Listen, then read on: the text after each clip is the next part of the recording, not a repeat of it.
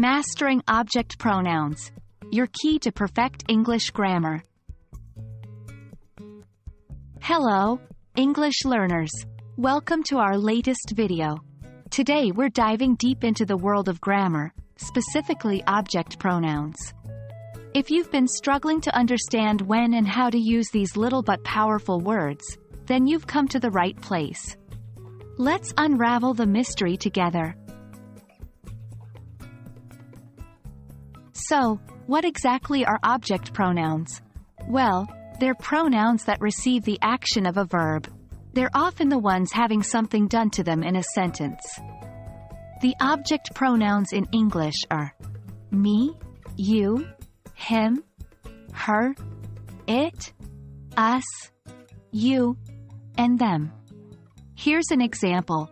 Sarah gave the book to me. In this sentence, me is the object pronoun because it's the one receiving the action. Before we go any further, let's clarify a common confusion. Subject pronouns versus object pronouns. Subject pronouns are the doers of an action.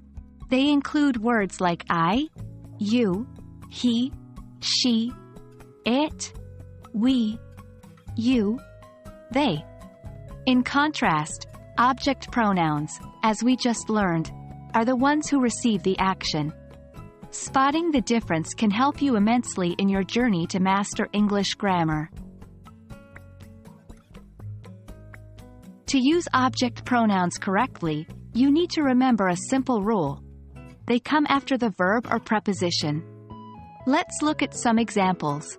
She is waiting for him. After a preposition, I love you. After a verb, never use an object pronoun before a verb or preposition. That's a common mistake even among native English speakers.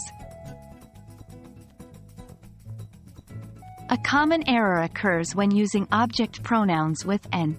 Remember, always use the object form after and. For instance, it's incorrect to say, the teacher gave homework to John and I. The correct form is, the teacher gave homework to John and me.